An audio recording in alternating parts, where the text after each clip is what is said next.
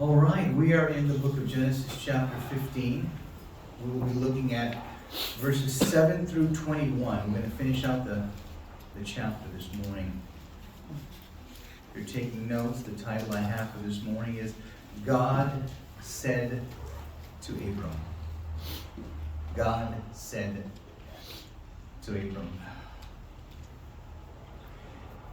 How many times has God confirmed something in your heart where you just know He's going to do something for you and you're like, yeah, this is so cool. I have this assurance. I'm like, great. And then sometimes right after that happens, we wait about a day and we're like, is He really going to do it? Never happened. We doubt a little bit. And there's sometimes He tells us something and no matter what, we're like, this is the truth. And I know it's going to come to pass. And that's what we're going to see this morning, how Abram responded to what God told him. And how we should respond to what He tells us. Genesis 15, verse 7, and it starts out this way. And God said to Abram, I am the Lord who brought you out of Ur of the Chaldeans to give you this land to possess it. Remember, God just finished promising to him that he was going to have descendants like the stars of the sky, like the sand of the seashore. He promised him that. And then he goes on to say, I'm the Lord who brought you out of the Ur of the Chaldeans to give you this land to possess it. Right after he makes that promise to him, God reminds Abram of his divine protection and his divine provision in his life. I've taken care of you, Abram. I have provided for you, Abram, always. He reminds him of that fact. And I truly believe that God frequently reminds us of His blessings in our life, of His provision in our life, of His protection in our life. The simple fact that He woke us up this morning is an I love you from God. And I would think that the not waking up and waking up in His presence is the biggest I love you that we could get. But for now, if He wakes us up, He has something for us to do. How about the ability to be able to hear the laugh of a child, of your grandchild maybe, or that favorite niece or nephew or somebody? You can still hear that. You can enjoy that. And there's something about the laugh of a kid, a little one, when it's an innocent laugh. Well, I don't know, I like the impish laughs, but the little ones, when they just laugh because they're so happy about something. And God allows you to enjoy that, to hear that, and know, hey, that's when a mind is happy right now. What about the simple fact that you have food in your refrigerator? That you can walk and go, there's nothing. No, there's nothing you like. Right? But there's plenty in there. I remember reading some time ago that the average family throws away enough food in a year to feed a family of 4 in a third world country. Think about that.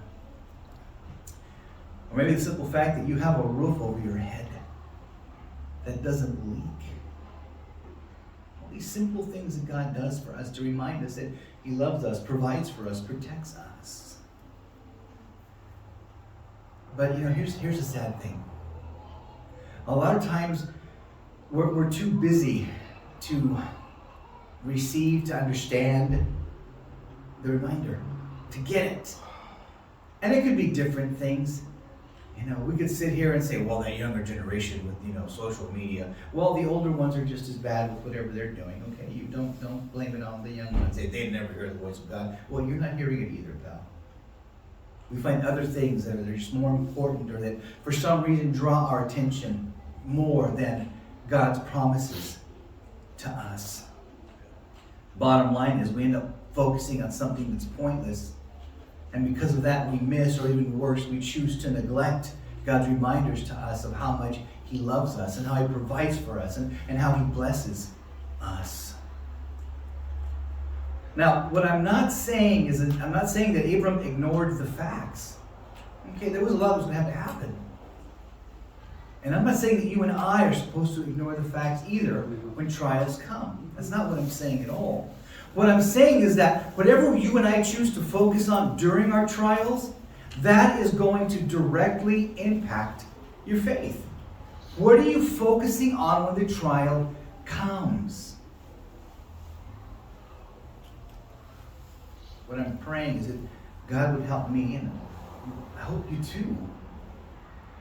Appreciate just being able to wake up in the morning healthy. Tell you right now, you're in your teens or maybe 20s, 30s, and you get up and you just bounce right up, right? And it's great. You're going to get to your 40s, and it's going to be pretty good. 50s, and you're going, I'm up, right? 60s, a little bit harder. 70s, you start making noises. Yeah, some of us sooner. 80s, 90s, you're just like, well, I'm up. Whoa. It changes, and it's a little bit harder each time. Just as time goes on, just that we would appreciate I'm awake, and I can sit up, and I can understand, and I can think, and I can hear, and I can see, and I can still smell, and I still know who you are, and who my wife or my husband is, and I still know my kids, and all that stuff. To appreciate that. Appreciate that we can still hear that laughter. That we got the leftovers, even though it, meatloaf or menudo, whatever it is, that you still got it, that you can have that in your fridge. And that you can have a warm, dry place to call home. I was reminded of this, and I brought it up twice right now, because I heard I don't know who the professional was, but they were saying that he asked I think it was his grandma, what she wanted.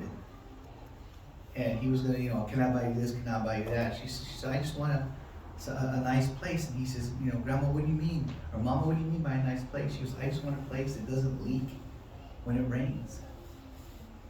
And I want God, she says, once I get that place, I want to pray that He lets it rain all night long, hard and heavy, so I can be grateful for giving me a nice home.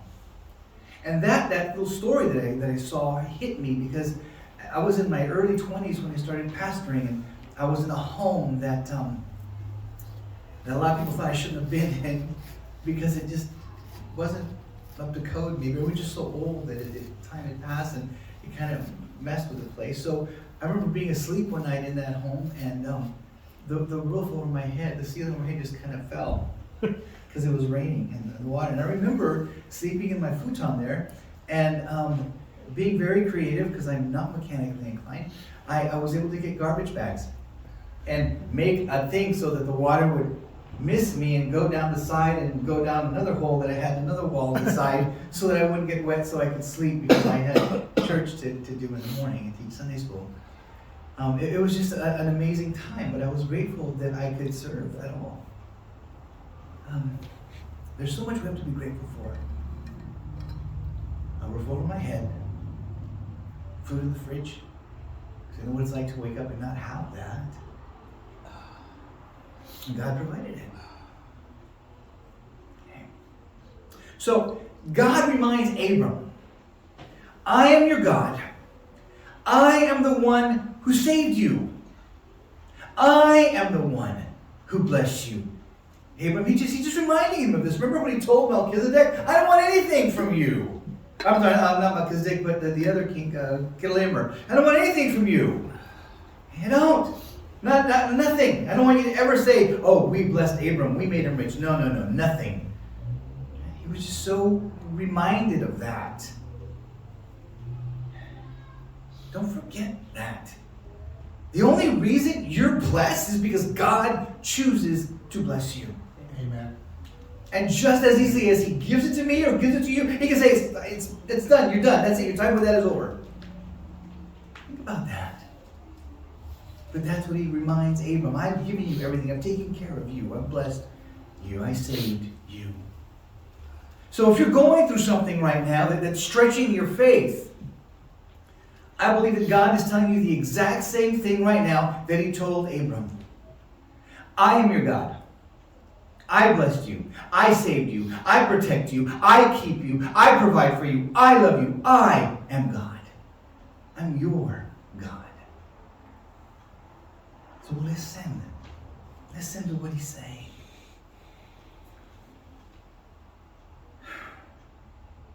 In a nutshell, he's just saying, keep trusting me.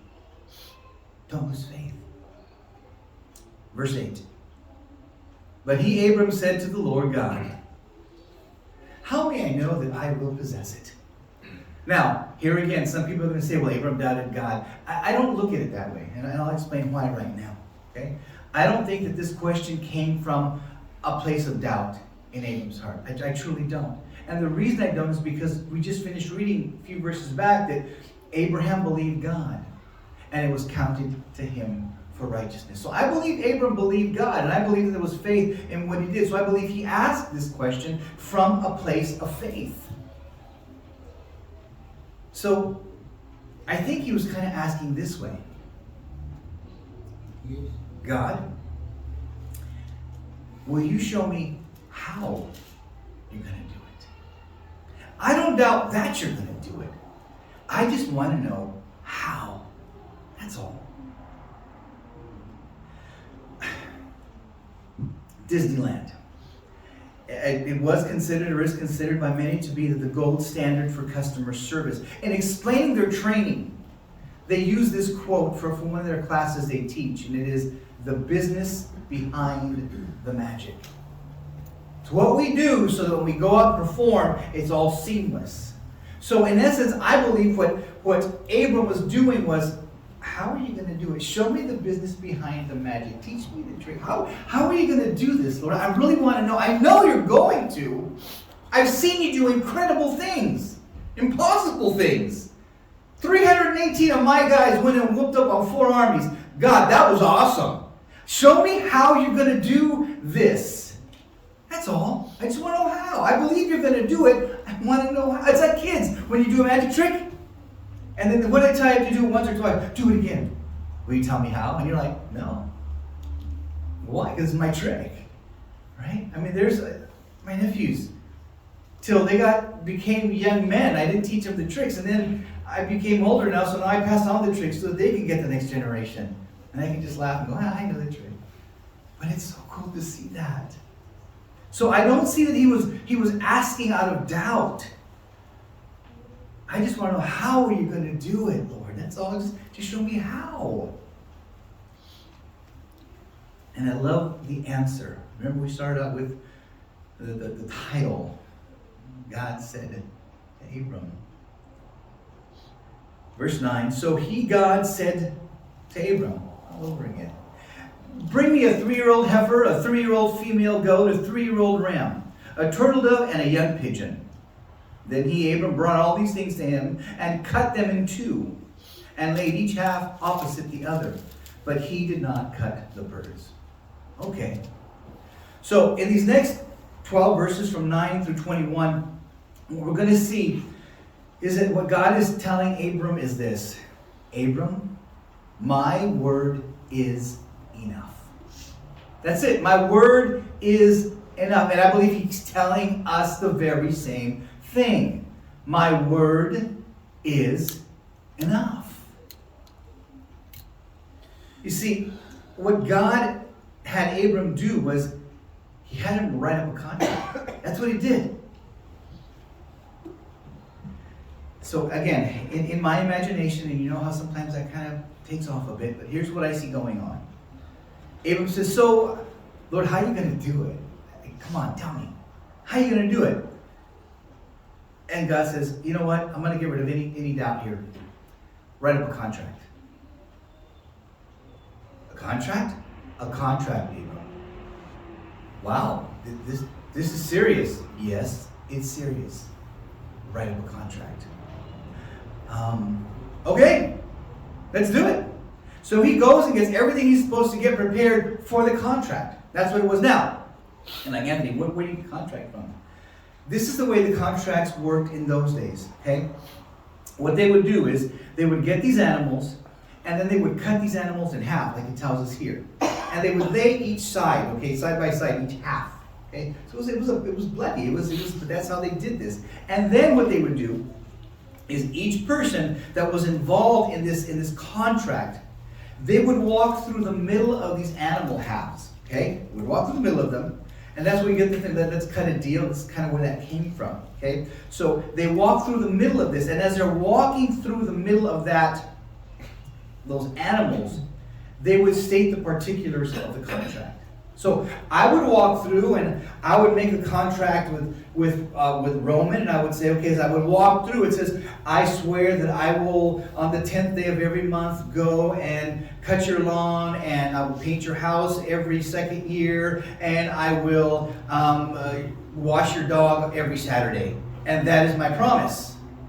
And then Roman walks through and he says, and I will pay you, 4 chickens and, 2 halves of ribs every week to cover what you're doing. But that's our promise to it. That's our contract.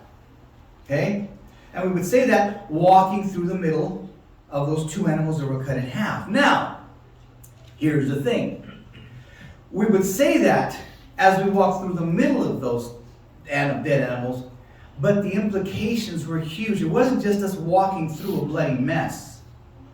By doing this, by walking through those cut carcasses, what we were saying is that I promise, I am making a vow to keep my end of the contract. I have literally signed this contract in blood. So, if I fail to fulfill my part of the contract, I do so under penalty of death. That's what I'm saying. So I will wash your dog, cut your lawn, paint your house, and if I don't do it, I die. And you will give me my ribs and my manure or whatever it was, and if you don't, then you will die. That's the kind of a deal we have just made by walking in the middle of those animal halves. In other words, if I don't keep my part of the bargain here, what happened to these animals, may it so be unto me. That's how serious this deal was. That's what this contract was saying. So God says, how serious am I, Abe? How am I going to do this? Let's write a contract. My word is enough. We're going to establish that right now. Okay, Lord, let's do it. Let's make a contract. Now, with that, the contract, remember, if you're doing it with somebody who's kind of shady, you're going to get ripped off. Right? So you're like, they won't come through. No. This was, you're going to do it or you're going to die. That was it. That there was no alternative. There was no loophole here. All right. Now, verse 11 and 12. And the birds of prey came down upon the carcasses, and Abram drove them away. Now, when the sun was going down, a deep sleep fell upon Abram. And behold, terror and great darkness fell upon him, upon Abram. So, I'm not going to over-spiritualize this. Some people, it's wrong to do that. So here's what it is. When I read this, here's what I see it saying to us. There's a number of things that can try to come between me and God. You ever experienced that? You're trying to get close to Him. You're trying to be more devoted to Him. You're trying to be more faithful to Him. And then these things just show up and just start to make a mess of everything. These birds of prey came down. Yours might say, eagles or, condors or something, but hawks, whatever they were. Will try and come down and mess up what you're doing. They try and get between you and God. And what it lets me know is that my responsibility is that once I see these things happening, I am supposed to immediately drive those things away once I identify them. Once those birds came, Abram drove them away. He didn't say, oh, let me check that one out. I don't know what kind of bird that one. No, that bird's messing up what's going on here right now between me and God. Get it out of there. He immediately responded. So, well, Anthony, what are these birds of prey that you're talking about? You know what they are. You do personally. What is affecting you? Because your bird might not come around my carcasses, okay? But there's something there that's trying to mess your relationship up with God. You know what it is. The Holy Spirit will convict you of what that is. He'll enlighten you to what that is. And if we don't listen to that, then He brings people into our lives to tell us, hey, be careful of that. So you'll know what it is. Stop entertaining those birds. Stop feeding them. And we'll find a ton of excuses to feed them. Have you seen like the condors? Big birds that prey like that, like the scavenger birds. They're ugly, but they're kind of fascinating. You know, look at the way they just rip apart. It's just kind of cool for me to see that. And then they make these birds look kind of neat. You ever watch Jungle Book with the vultures? Right? They made it up to the beetles. What are you going to do? I don't know. What are you going to do? I don't know. What are you going to do? Oh, don't stop that again. Right? And they're so cool, those birds. No, they're not. Not in this instance, okay? You know they're there. They're there to destroy whatever you're doing, whatever you're setting up with God. So knock it off. Get them out of there. Don't entertain them. They're not there for fun. Now, wrote on my notes for me, get rid of them already. Hey. Now, verse 12. To me, this is one of the most loving and merciful acts that I see in Scripture, okay? One of the most loving and one of the most merciful. Now, listen to what it says. Now, when the sun was going down and a deep sleep fell upon Abram, and behold, terror and great darkness fell upon him. I love what happens here right now. God removes Abram from the equation. He just takes him out of the deal. That's what's happening right now. Remember, this contract was going to be made between God and Abram. Now, what God does is he puts him to sleep, if you will, and takes him out of the rest of these verses with what's happening. It's going to become a unilateral contract, only dependent on one person. That is all. Now, God caused Abram to fall into a deep sleep, and if you do the word study on it, it's almost as if he went into a trance. And in that state, this dream state, Abram has this awesome dream. He sees something that's just amazing in the way God shows this to him. And to me, this is huge. And the reason it's such a huge thing that God takes him out of that contractual beginning of that obligation and responsibility is because at that moment, Abram went from being a responsible party in the fulfilling of the contract to simply an observer and a recipient of the blessings that would be afforded by the contract. It was no longer, I'm going to do this and you're going to owe me, God. No. And if I don't do my part, I'll die. No. He's going to that's going to be totally taken out of the contract. It's like, gone. You're not even part of this anymore. Okay? Now, in verse 18, we're going to say that it becomes unilateral because what we see is that it says, on that day the Lord made a covenant with Abram. That is so cool. On that day, the Lord made a covenant. The Lord made the contract with Abram. Abram has nothing to do with this other than to be the recipient of the contract. Okay? Now, this now becomes all God's responsibility. That's it. Only Abram was going to do it. Only God was going to do it. You have nothing left to do. I'm doing all the work. That's it. Now, let me ask you a question. How many times have you made a promise to God and failed to keep it? Ever do that? Or am I the only one? Wow, I feel all alone. All right, anyway. amongst the holy ones here. So anyway, here's the deal. We make a promise. I make a promise. I fail to keep it. Okay. And yet, here I am. Here you are. You made the promise. You made the vow. I will do this. God, you get me through this and I will do this. I will stop doing this. I will begin doing the other. Whatever it is. We make that promise. We make that vow. And he does his part because he's faithful. And after a little bit of time, we stop. Remember as a young Christian, I will get up every morning at midnight. I will be up and I will pray to you. Because I heard some other guy that was saying, I get up every night at midnight, about 10 minutes till, and I pray the new day in. I promise to do that every day. I promise, Lord, that's my vow to you. And you know what? For a while, that was pretty cool. I loved it. But I don't do it anymore. You've done something like that? I promise, and then you understand, Lord, I'm tired. I gotta get up early. I feel sick. You didn't put any of those stipulations in the contract, did you? Unless I am sick, I will not get up. No, you said I will do this every day for the rest of my life till I die, so help me God, and you don't do it. You made a promise, you made a vow, you made a covenant. And here you are. alive. Why? Solely because of God's mercy. That's it. The only reason I am still standing is His mercy, His grace. Remember the stipulation with this contract that was made.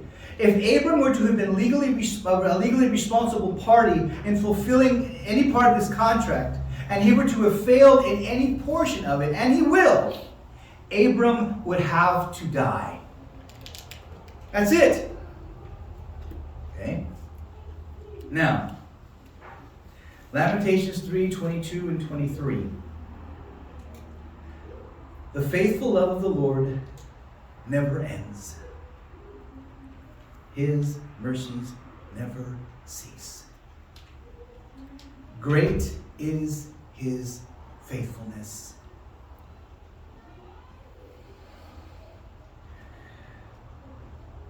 His mercies begin afresh every morning.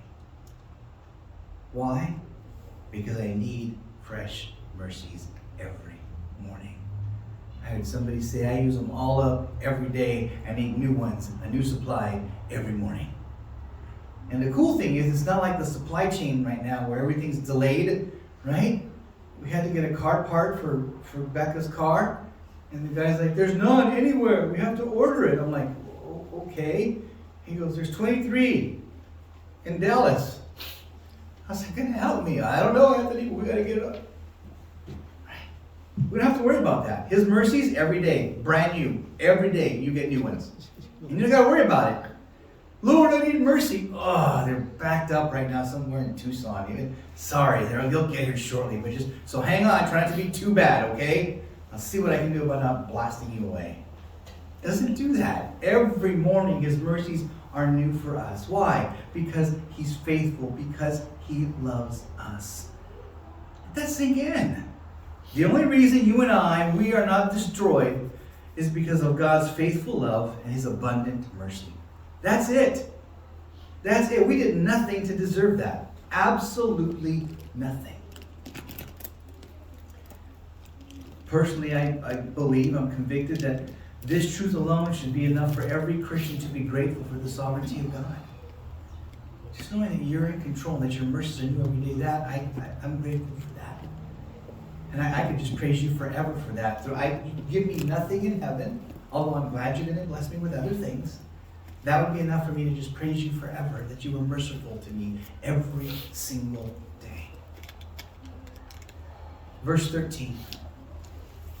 Then God said to Abram, know for certain that your descendants will be strangers in a land that is not theirs, for they will be enslaved and oppressed for 400 years. But I will also judge the nation whom they will serve, and afterward they will come out with many possessions. So he's talking about when they're taken captive in Egypt and all that stuff. Okay? Now, remember how we started. God's word is enough. Okay? What He says is enough. So the certainty of the contract's fulfillment by God to Abram was a prophecy. Abram, my word is enough. You're going to see, my word is enough.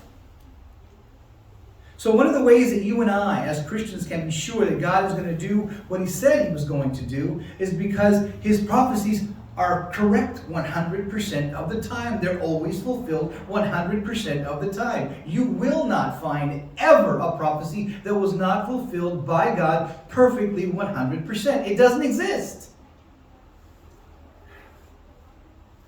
So God, He let Abraham know what's coming.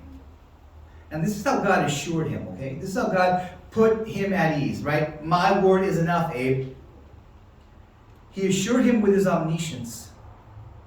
God knew exactly what the future was going to hold for Abram and his family. He knew it. He knew how long it was going to take. The beginning and the end of it all. His omnipotence. God had complete control over what was going to happen to Abram and his descendants. I got all it. This is what's going to happen. I'm in control of this. You can know this. I'm still on the throne. Even though you're going to go through what they're going to go through, I know it already. I'm in control. I set the limits. Beginning of it and the end of it is here.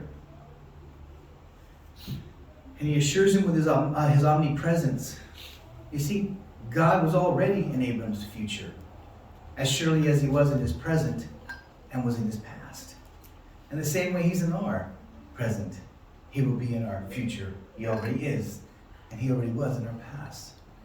Remember, God is outside of time and space. In Genesis 1, in the beginning God created. So before the beginning, God already was. He made time for us to live in. So if you can figure that out, my brain goes. But God is beyond that, outside of that. He created that. So he says, hey, by God, all this. God knows everything about you.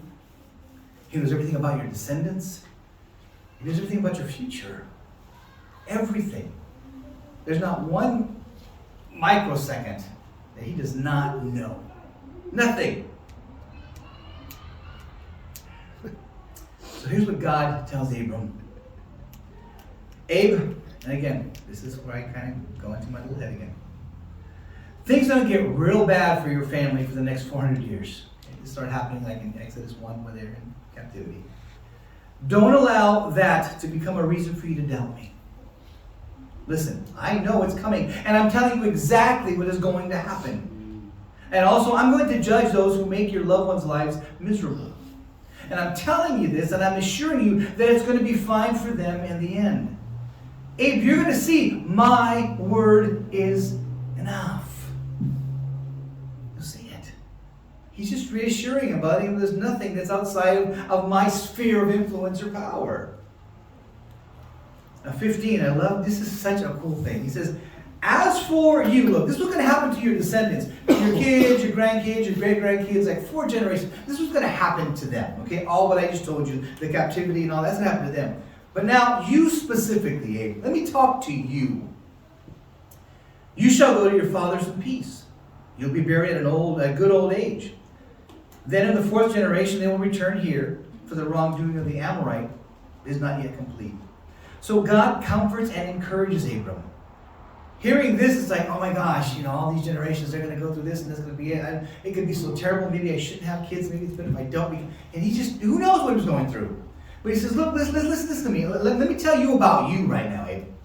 This is what's going to happen to you. Where it says you'll be buried at a good age. It actually talks, he says, you're going to be blessed and you're going to die a gray-haired old man. That's what it actually says. Okay? A gray-haired old man. That's how you're going to die. Oh, one more thing. This whole thing that I'm talking about is going to take about 400 years. 4 generations are going to come and go as this all plays out. This isn't going to be just overnight. Okay, no. This is going to be a long one, Abe. You're not even going to be here for all of it. But I'm letting you know about it. Okay? That's what's happened to them. You're going to die old, gray, happy, all right? You're going to be fine. But they're going to have to go through all of this, eh? Now, the Amorites, 16. Return for the wrongdoing of the Amorite is not yet complete. The Amorites, and you can read about them if you want to, they were some of the most wicked people that ever lived. Ever. Among other things, they practiced child sacrifice. They would find babies, like newborns, and just put in the walls of their houses, little babies put in there to their gods. Okay. These were individuals who also practiced, and I'm looking at the crowd here, I can get though. They practiced bestiality, so sex with animals, something that they just was common amongst them. And they also practiced homosexuality. It's nothing new. Okay? If you read about the stuff in Corinth and Act of Corinth, how bad it was, there's some stuff that's on the walls in those areas that is so pornographic that you are not allowed to bring it from that country here because it's so vulgar. Okay? Now, so that's who these Amorites were. As a matter of fact, they were violently aggressive in their sin of homosexuality. And I say that because they were known to actually rape people to fulfill their depraved lusts. Now, we see evidence of this in the book of Genesis chapter 19, in verses 4 through 10. We'll get there in a few weeks. Where God ends up destroying Sodom and Gomorrah after the perverted Sodomite men there exhausted themselves after being struck blind by God because they were trying to find the two angels they saw walk into the city so that they could rape them. These men were perverse, they were sexually deviant, and they were depraved. And in the end, God destroyed them for their lifestyle, not for being inhospitable. We'll cover that when we get to the chapter. Okay? Verse 17. Now, it came about when the sun had set that it was very dark. And behold, a smoking oven and a flaming torch appeared, which passed between these pieces. Those are representations of God.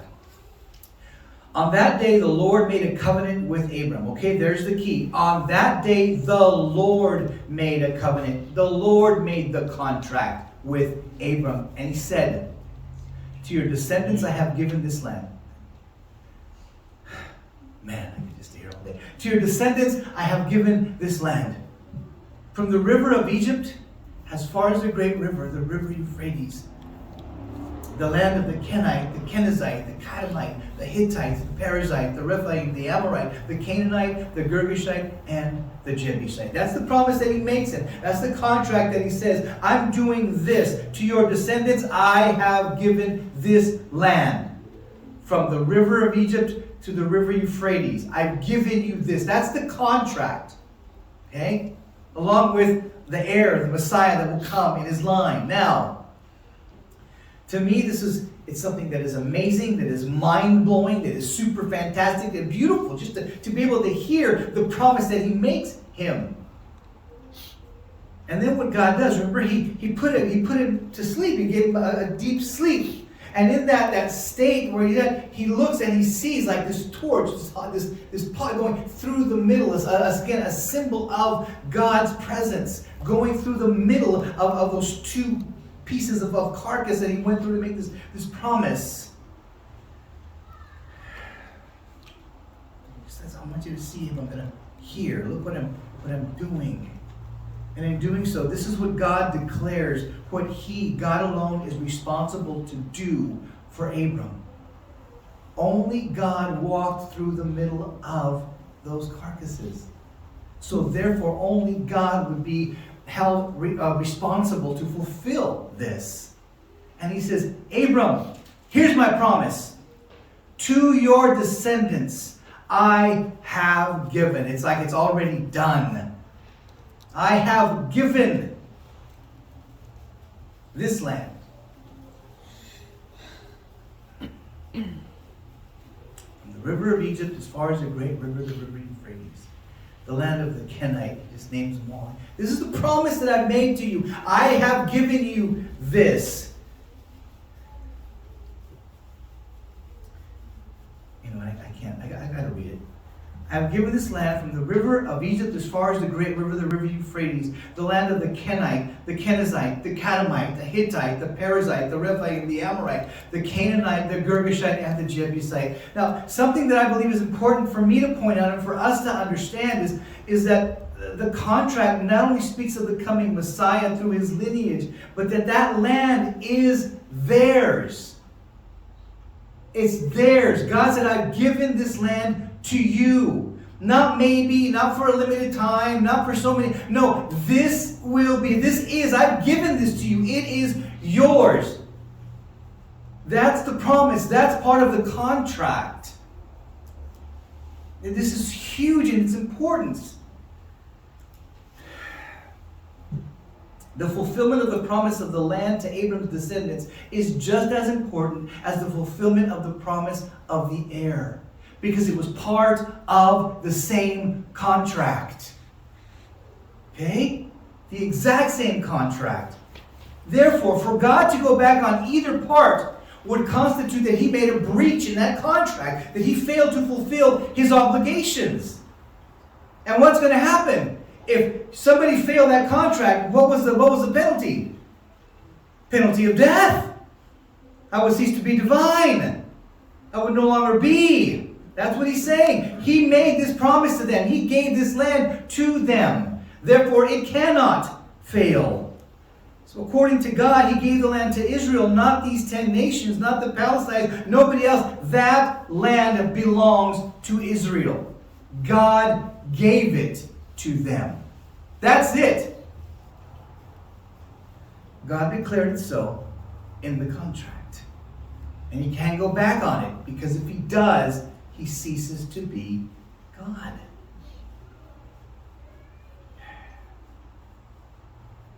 We actually saw that for a time how it was fulfilled under King Solomon and David, where they ruled that territory. If you want to look it up, in 2 Samuel chapter 8, verse 3, it says, Then David defeated Hadadezer, the son of Rohab, the king of Zobah, as he went to restore his rule over the river Euphrates. And in 2 Chronicles 9:26, he reigned over all the kingdoms from the Euphrates to the land of the Philistines as far as the border of Egypt. So we see that that whole land was theirs. Folks, the land is as much a part of the covenant and the contract as was the Messiah coming in his lineage. We cannot make light of this. Okay, oh no, it's okay. They need to give up a little bit for peace and what? No. This was a contract that God made, that he sealed in blood. And if for any reason it were not to be so, God would have reneged on his contract. God would have to die. You hear that? He made a contract. This is what is yours. I have given this to you. And he went through the middle of those animals saying, this is the deal. If I don't produce this, if I don't provide this, then I have failed my part of the contract. And I say this under death. I'm hoping now maybe we can see a little bit clearer why Israel refuses to give these lands up. Give it up, Israel. No, listen. The land is theirs. God promised it to them. He contracted it to them. It is their land, period. And land agreements, because the Palestinians don't just want a little piece. They want it all. They want Israel gone. That's what they want, okay? So we can sit there and kid ourselves and pretend that it's about, oh, well, world peace, just give them Gaza, just give them this. No, they're never going to be happy until Israel is gone. That's the reality of it. But that land is nobody else's but Israel's, because God gave it to them. That's the contract. Okay? Land agreements will not bring peace to the Middle East, because such agreements, in essence, would nullify the contract that God made with Abram. And God does not lie.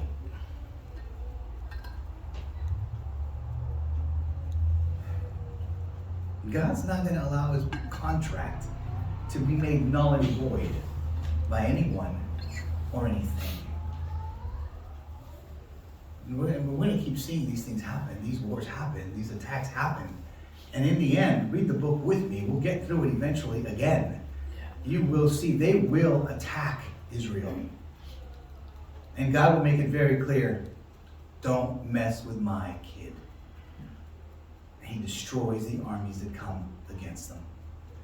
Right now, we're living in some amazing times. Times that if you don't know the Lord, you should be terrified. Because his coming is imminent. Folks, God's word is enough. The promises he's made you are true. He never fails. You can trust him.